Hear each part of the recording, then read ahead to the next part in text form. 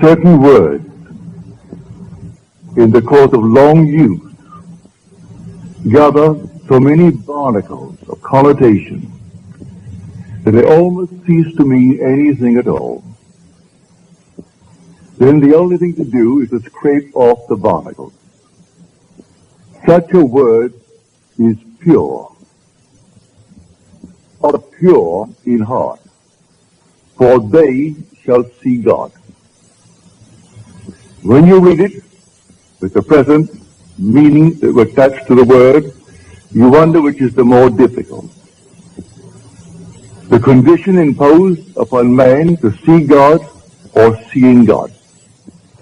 And that is not the meaning of the word pure. The Greek word katharos, translated pure, means clear, open, free, unlimited. It is used for a tract of land that has been cleared of trees, therefore free, unobstructed, and, unlimited. Blessed are they whose mental horizon has been so purged, so cleared of the trees of traditional wrong thinking, that they know that God is all and all is God. They are now free from the tyranny of second causes.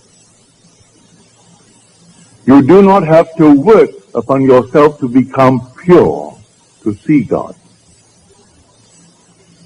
In other words, a pure heart is the consequence, not the condition of seeing God.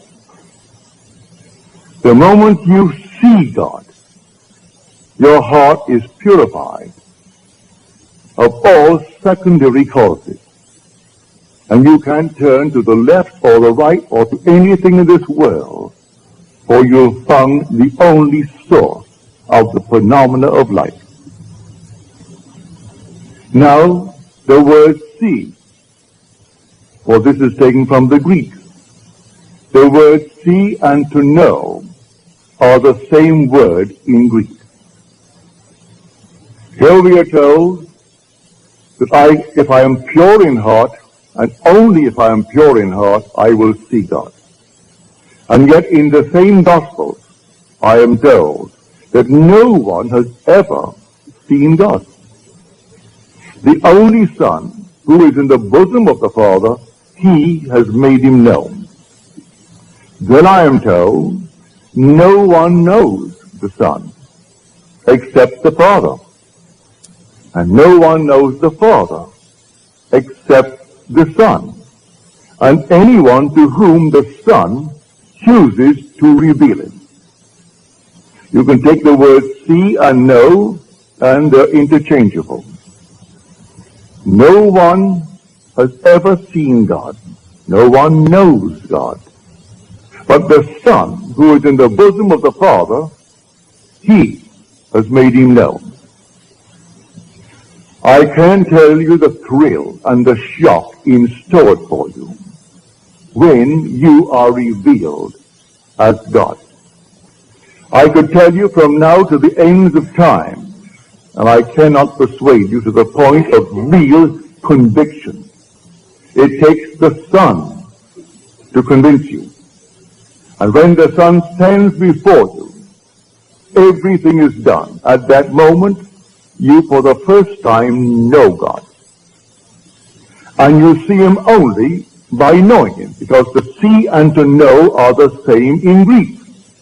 Now you really know who God is when he stands before you, and even before he calls you Father. You have no doubt in your mind as to who he is and what you're looking at. You know your Son.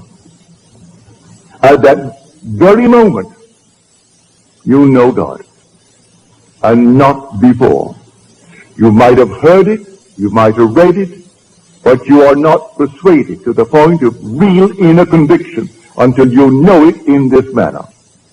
So no one knows who the Son is except the Father. And no one knows who the Father is except the Son. And anyone to whom the Son chooses to reveal him.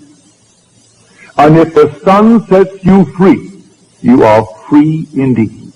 And only the Son can set you free. And so when he comes, and he will come, let the whole vast world rise in opposition to what I'm telling you. It makes no difference to me whatsoever.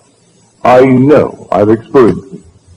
And oh, what a thrill and what a shock when you go to bed perfectly normally as a simple man and have an experience of this nature, and suddenly you are startled.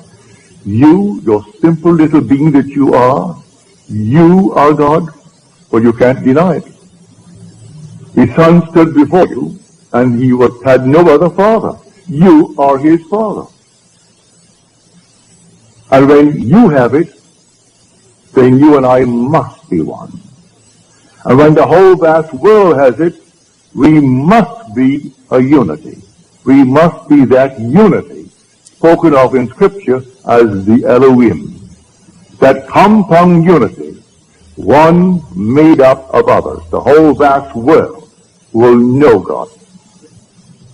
So that this seeing God, based upon the purity of heart, is not something that you set about to do.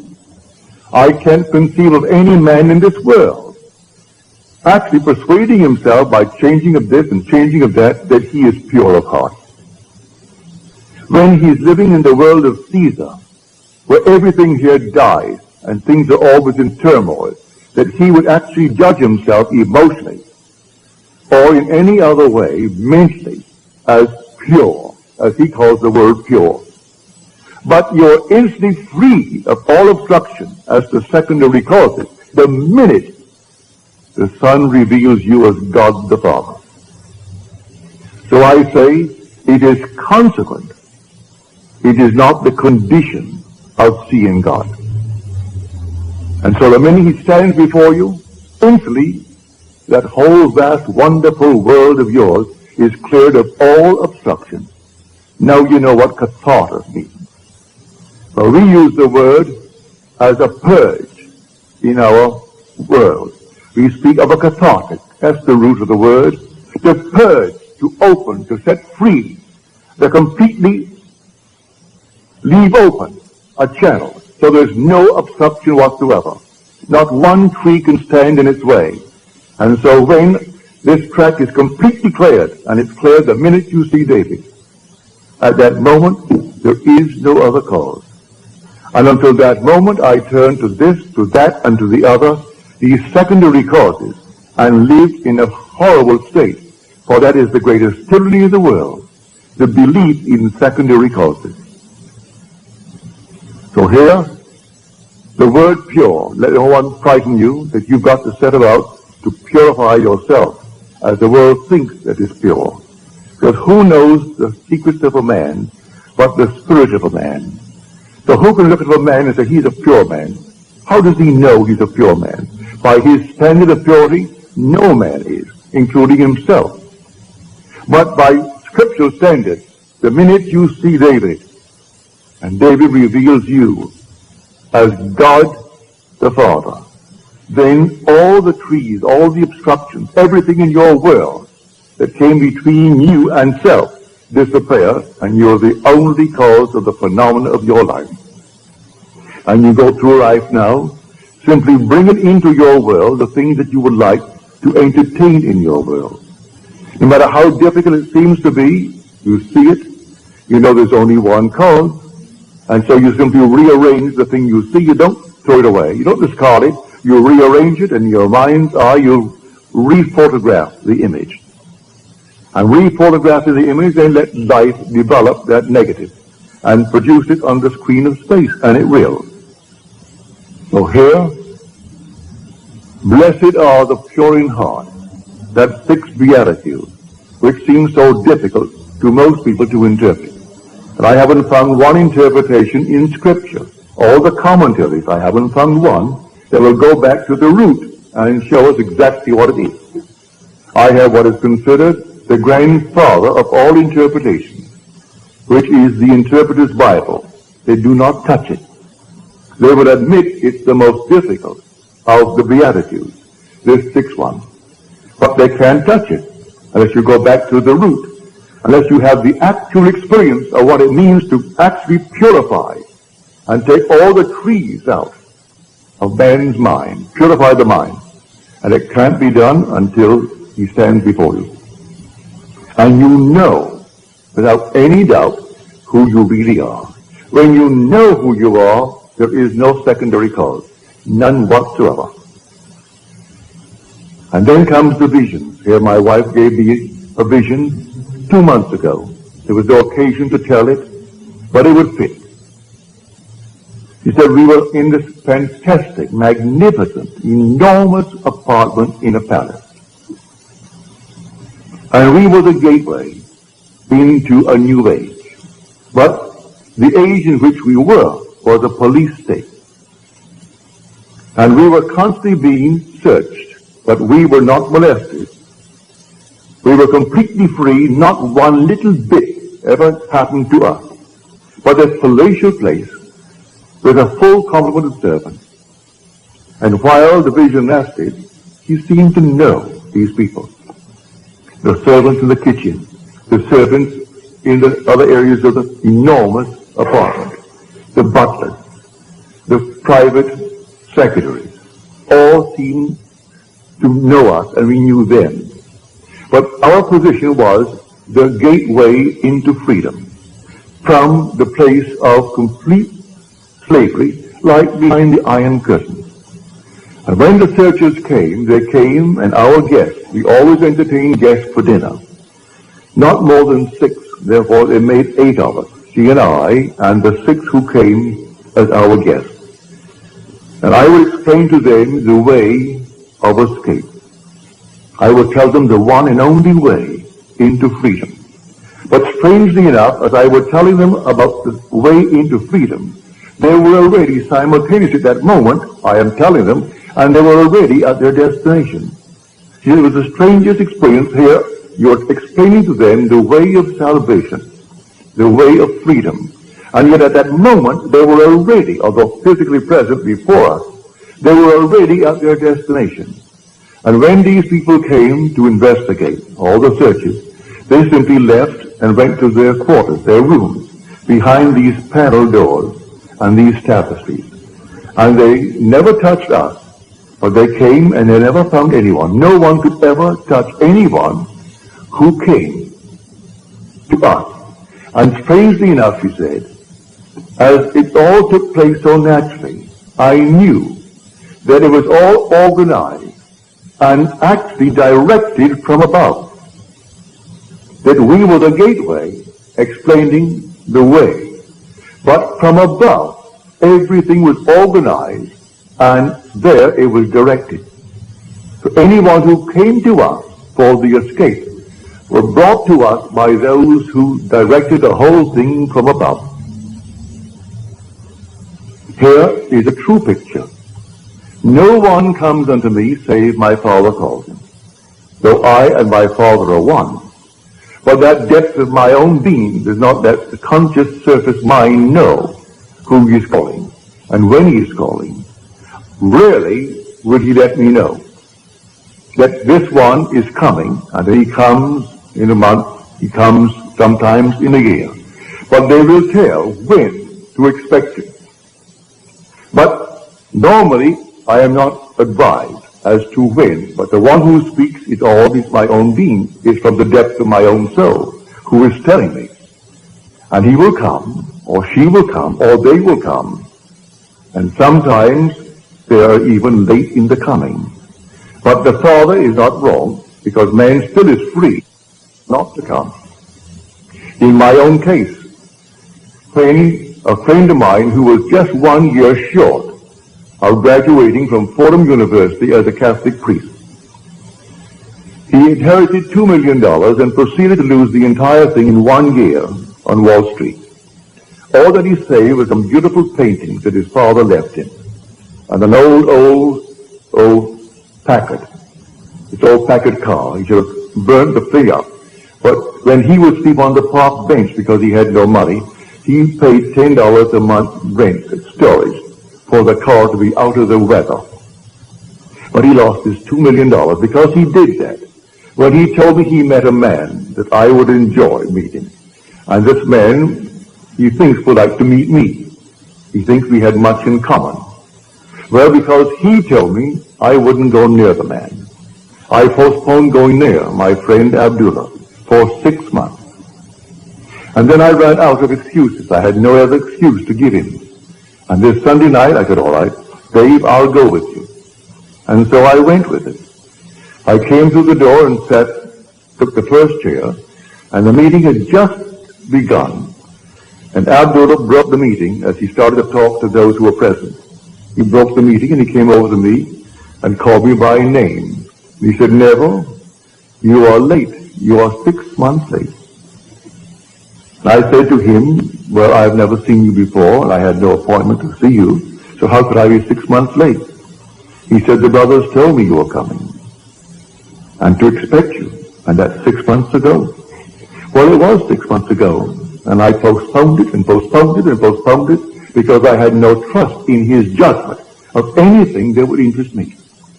Because the man in my eyes was a failure, a complete failure, and I judged by appearances, and he tried to get me to come to meet a man that really was very influential in my life. So I know from my own experience when it actually happened to me, when someone is coming into my world, I know, and they too may delay. They may have certain little barriers, little trees to overcome. But the real overcoming of all the trees is when it is revealed to you who you really are.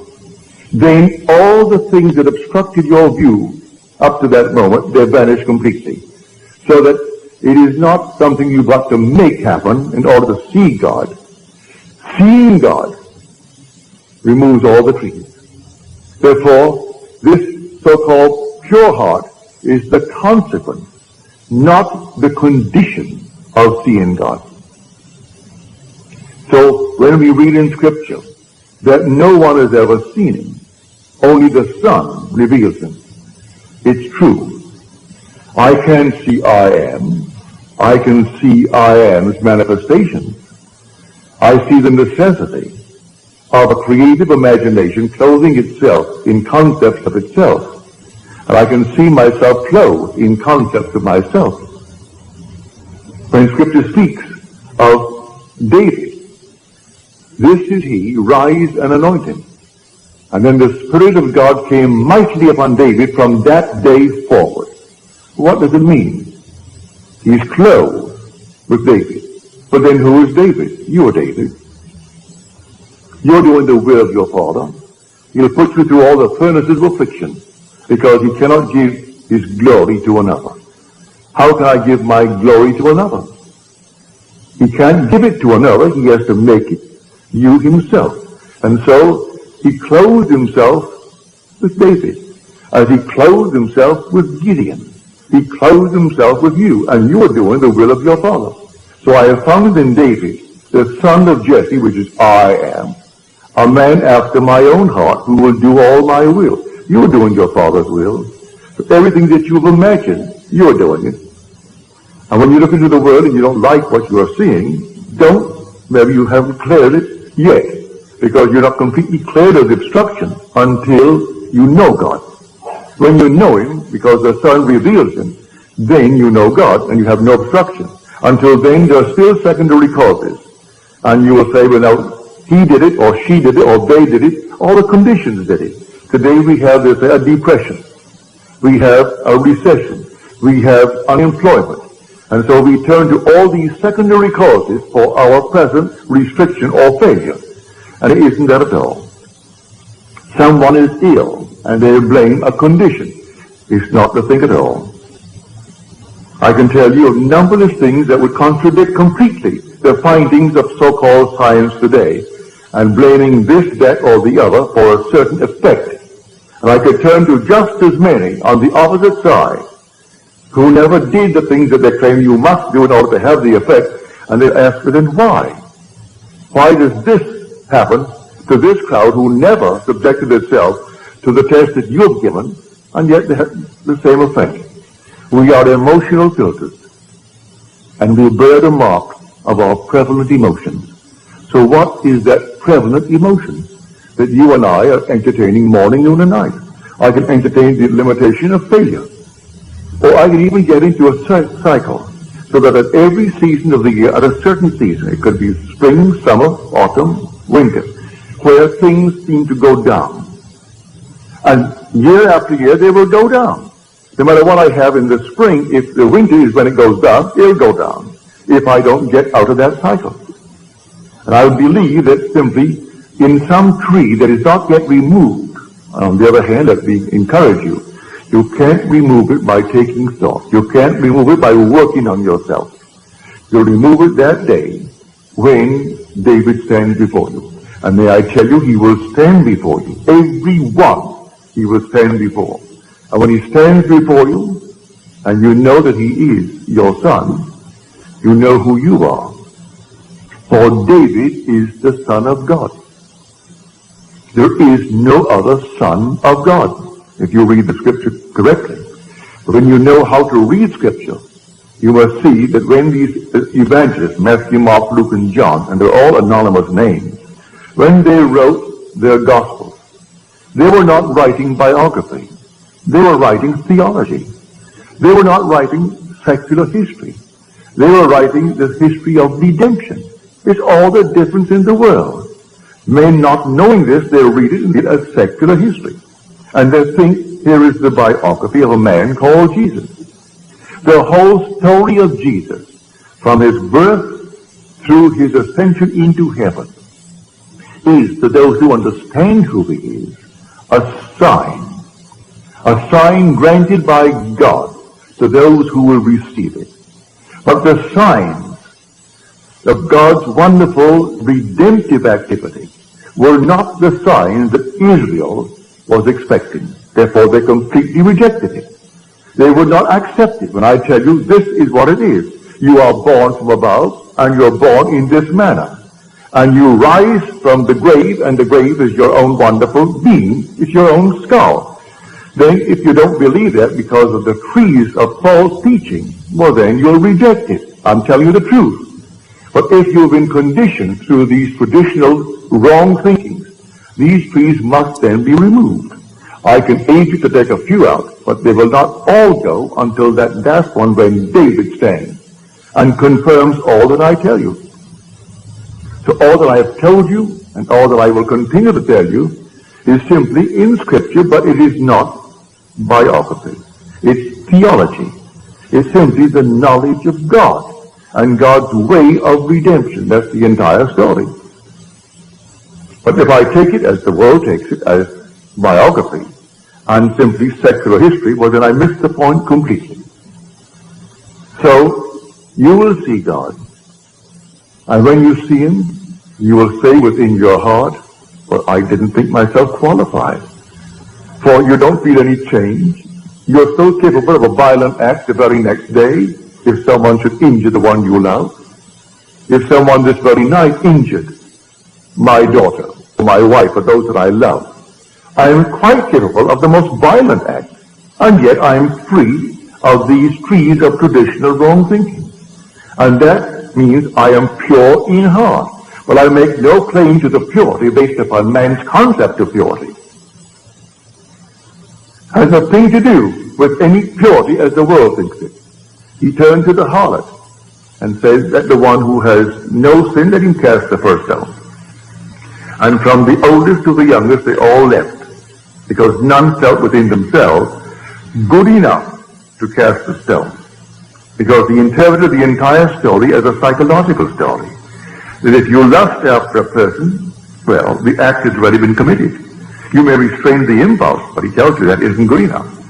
But then who on the earth could stand before me and tell me he's never had the impulse? Unless he was castrated at the time he was born, and then he doesn't even know, so he could restrain nothing. He has nothing to restrain. If he was removed at birth from the possibility of lusting, but if he was not removed at birth from that possibility, let him stand before me and tell me that he is never lusty.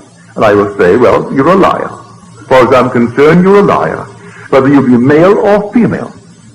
And so, that you've never had the impulse to get even. Don't tell me you haven't. Don't tell me you haven't had the impulse and still are capable of the impulse to hurt if someone should hurt the one you love more than you love your own self.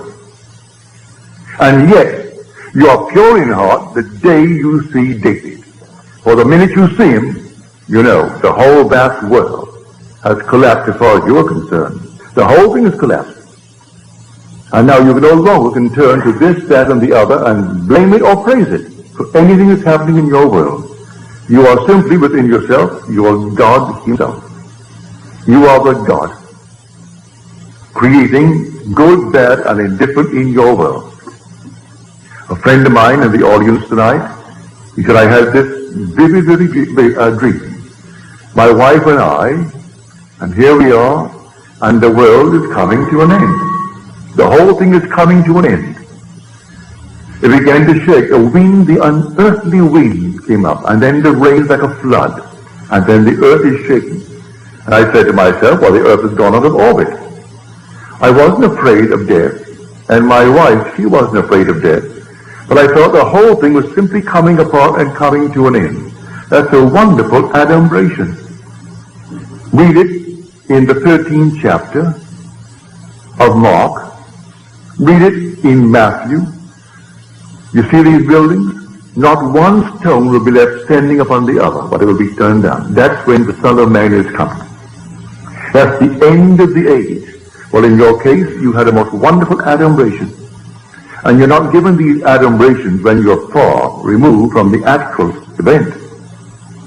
And this thing happens to you, be watchful. It's coming.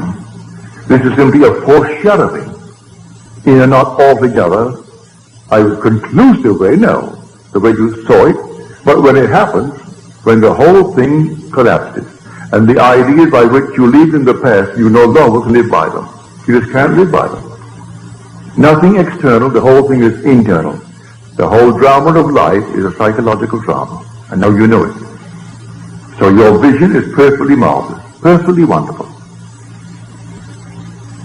Others are finding themselves interwoven in their lives, 2 and 3 and 4 together, all interwoven as though this thing has been going on over and over again. It has been going on. Before the world was, we were one, and yet individualized.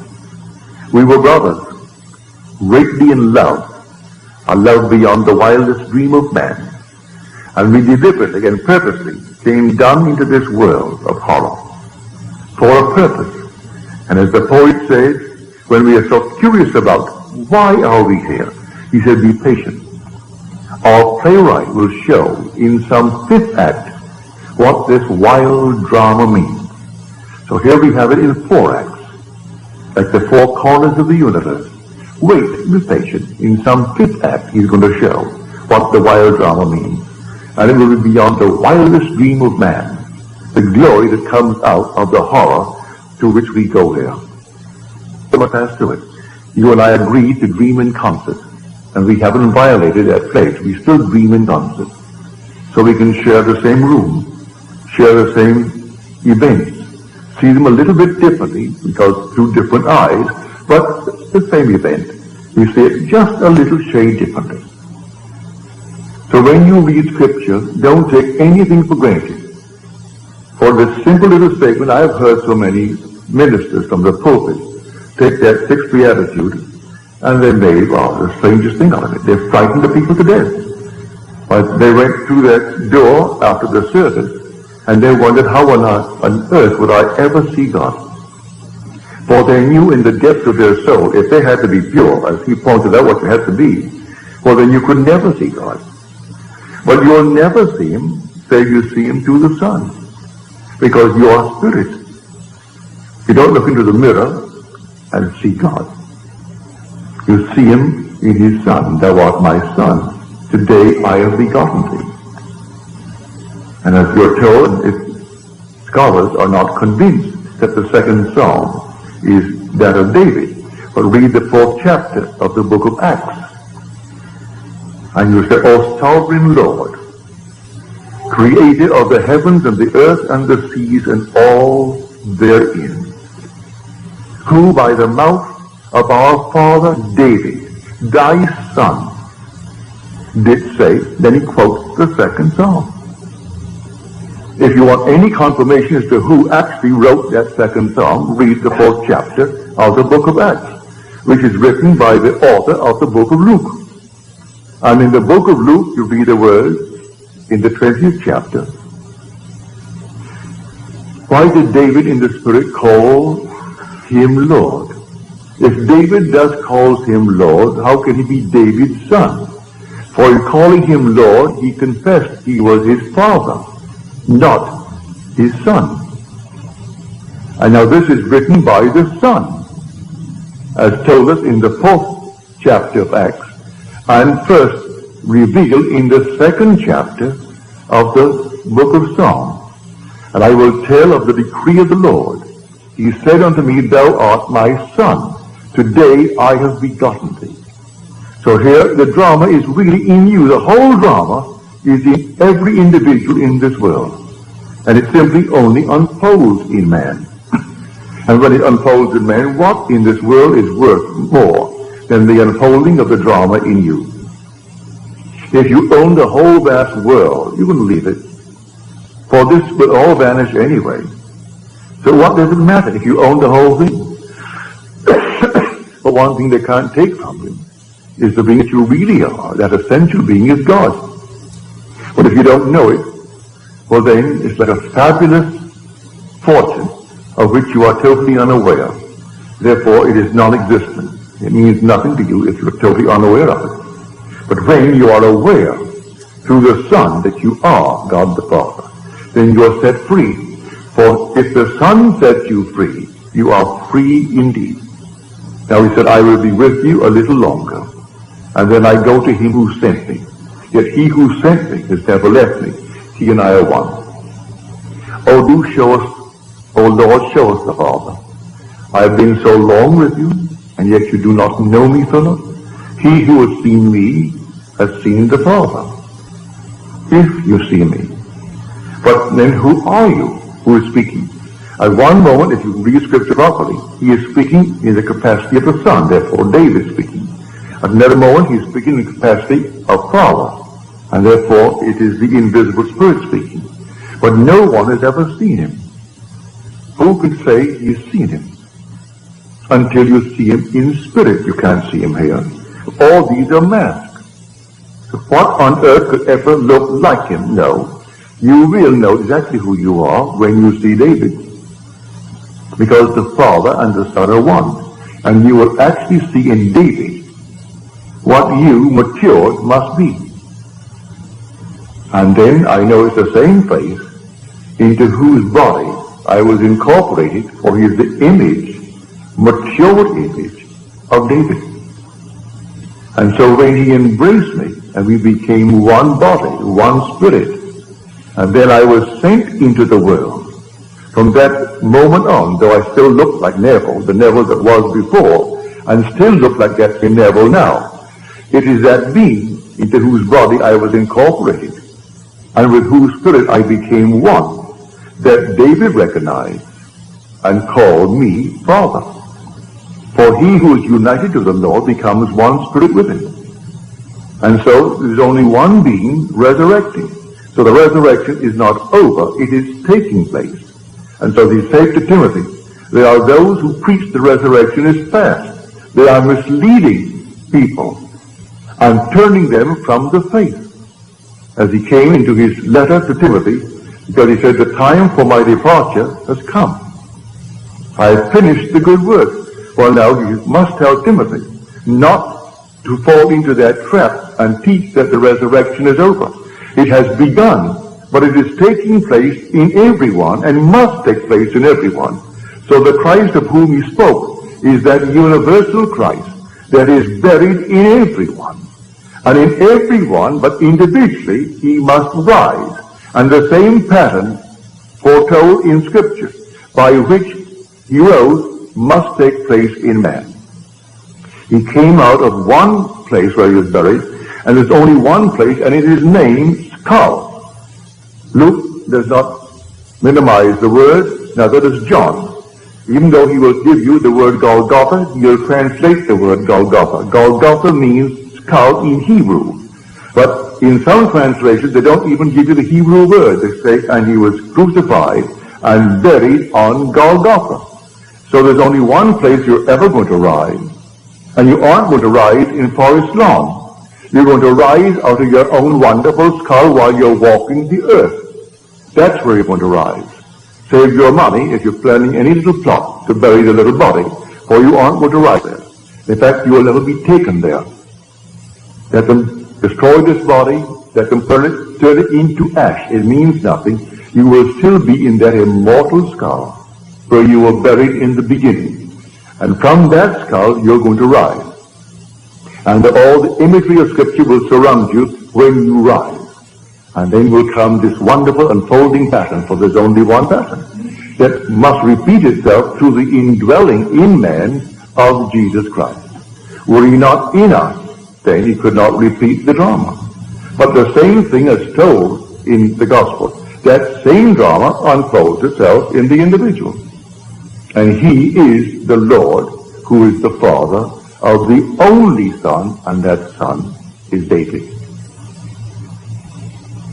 So when you read the story, if you have a concordance, and I recommend if you don't have one, and you plan ever to get one, the best that I know of is Strong's Concordance. It's exhaustive. It has every word. Don't buy the metaphysical concordance and the metaphysical dictionary and these things. That's all, well, speculation. This is simply the original term, translated in the original meanings of the word used when it was first put into the scroll. Now you can take from this many definitions. For instance, we took tonight the word see. Well, one definition given in concordance, in Strong's Concordance, is to show self, to experience. Well, to experience, David, is to see. But you must experience it. Not hearsay, it must be an experience. So that is to see. And so he who sees the Son, then knows the Father. If you knew me, you would have known my Father. And yet I and my Father are one. So, to experience David is to know God. And you know God as the Father of the one that you are now looking at. And the one looking at him is yourself. And you feel that father-son relationship. Now that is completely in conflict with the whole vast Christian world concerning the story of Jesus Christ. And yet I've been sent to tell it. Tell it not as hearsay, but tell it as experience. And so I share it with you. And not eternity could ever deny it. Because you're going to have it just as I have told you. You're not going to bury it at all, because there's only one pattern, and that pattern will unfold within you. And when it unfolds within you, you will depart this world that is a police state. And maybe I will still be there, giving these sumptuous dinner parties, not more than 8. And 8 is the number of resurrection. There were 6 guests, and 6 is the number of man. And 8 is the number of resurrection. So the 6, which is man, now will be set free. So here this sumptuous, wonderful dinner.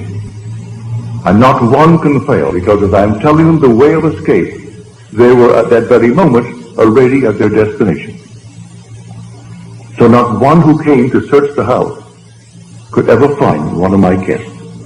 And as they came, the butler announced the officers are here, and now my guests would go behind the tapestries and the panel wall into their quarters. And then that very night, always the night of the banquet, they escaped. And that was the vision. So I tell you, it's a true vision. You bring it back, and you know, and she says, strangely enough, I knew them and I was there in the vision. But on waking, you were the only one that I really knew. The others were there for a purpose, and you were playing a part that came from above. For the whole thing was organized and dictated and controlled from above. And there you sat and explained the procedure of departure. And yet, as you told them, they were already at their destination. So no one could have found them anyway. But they went through the means of searching the house. And they came several times in the interval, but always at the end of a banquet. They got guests. There were always 6. They left. And they were set free from this police state. Well, this whole vast world, whether it's behind the Iron Curtain or outside of the Iron Curtain, we are still in a police state. The whole thing. And it's an escape from this world, this age, into that age, where I played the part of the gateway, explaining how it's done. Well, I'm explaining it now to you, how it's done. You are here dreaming the dream of life. And the day will come, and come suddenly, like a thief in the night, no warning. You will have adumbrations, like my friend, with the world coming to an end, and the whole thing is taking place around him. You will have an adumbration like that, or something similar. But the actual thing, when it does happen, will take place all within your skull.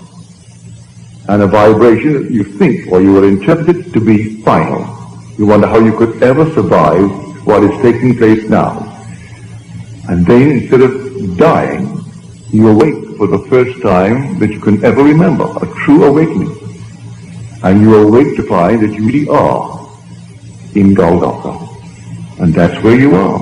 And then you know at that moment what is taking place. And you come right out to find the wise ones present. And they find the infant child, just as you're told. And as Scripture tells you, but people skip over the word sign. And this shall be a sign unto you. But you go to church this coming Christmas, and they'll have the little sign, but they don't call it a sign. They call that the fact. And people will bow before the little child. The child is only the sign of your redemption. You were the one who awoke. You were the one who were born from above. And you are the one of whom the evangelist wrote. That Christ in you is the one of whom they speak. And the whole thing is told there, your experience. And the whole story is your story.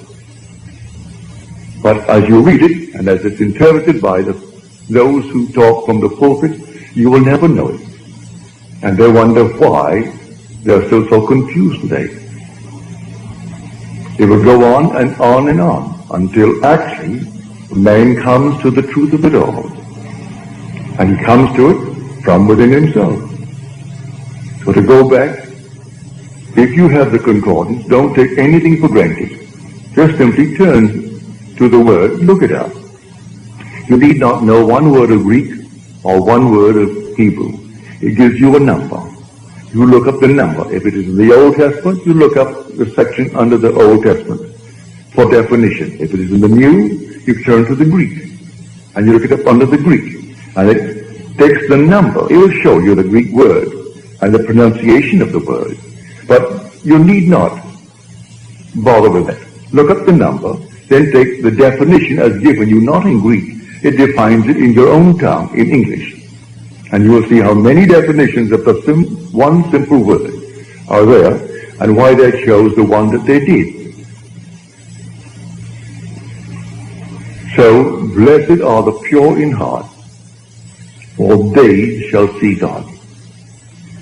And the pure in heart is simply the consequence, not the condition of seeing God.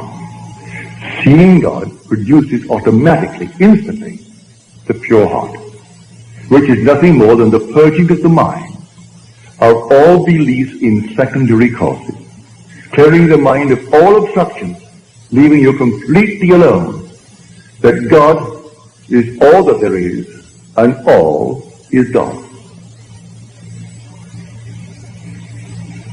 Now let us go into the silence.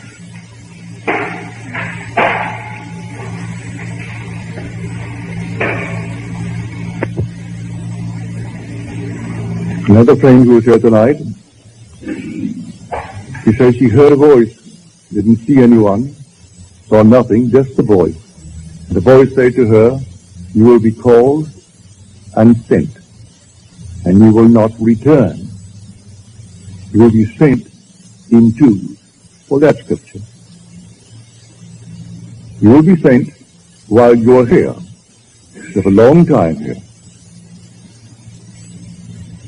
But you will not return, not only here, but return to this age, whether it's beyond the so-called grave or not.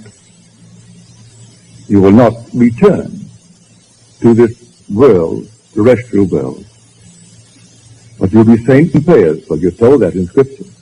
And they came back, the 70, but they're all sent out in twos.